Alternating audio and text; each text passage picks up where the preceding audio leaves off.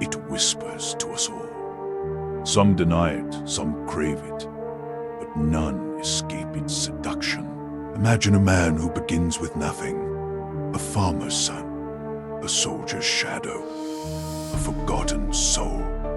One day he is given a taste of command, and he never looks back. As Nietzsche once wrote, "The world itself is the will to power, and nothing besides."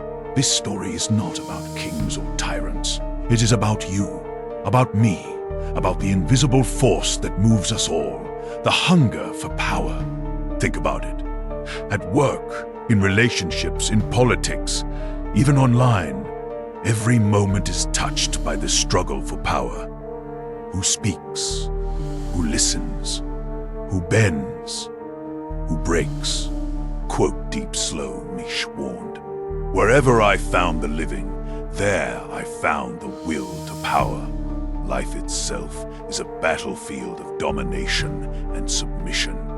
In this video, we descend into the abyss of power.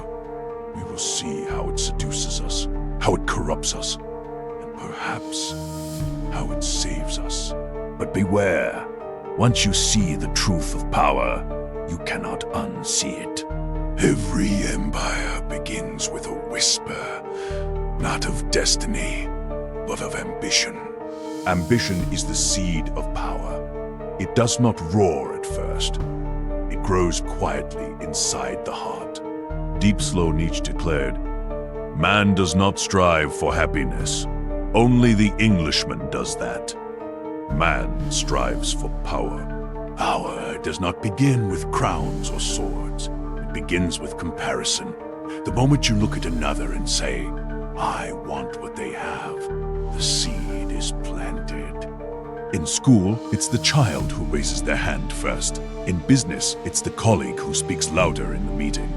Online, it's the influencer who captures attention. Power begins in small rooms, not grand palaces. Ambition is a fire. It warms the weak. It drives the restless. But, left unchecked, it devours. Nietzsche wrote, "The higher we soar, the smaller we appear to those who cannot fly." Ambition lifts us, but it isolates us too.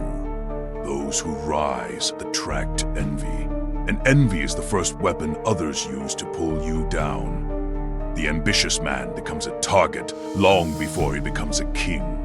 Think of the entrepreneur mocked before he succeeds, the artist ridiculed before she is praised. Power begins as resistance, and only the relentless survive. The ambition seduces us with promises, but beneath those promises lies a question. How much will you sacrifice to climb higher? Ambition creates kings, but it also creates monsters. Nietzsche warned us, "He who fights with monsters should see to it that he himself does not become a monster." Power is never satisfied. It whispers, "More." Today you control your friends. Tomorrow you want to control a city. One day, a nation. Look at politics. Look at corporations. The man who once wanted only security now wants dominance. The woman who once wanted freedom now wants obedience. Power corrupts because it multiplies desire. Whoever fights monsters must take care lest he become a monster. Nietzsche's warning echoes not only in kings and generals, but in us. The corruption of power begins not with cruelty, but with justification. I deserve this. I earned this. They owe me obedience. Soon, morality bends. What was once unthinkable becomes necessary. What was once evil becomes survival. This is why corruption thrives in governments, in corporations, in small groups of friends. The leader begins with vision, but slowly he stops serving the vision and demands the vision serve him. Man-terre, and the scariest truth, Most corrupted leaders never see themselves as villains. They see themselves as heroes, misunderstood, unappreciated, betrayed.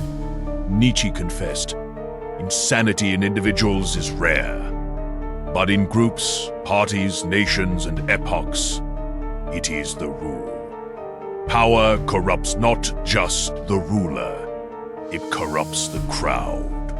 The corruption of power is not a story of them.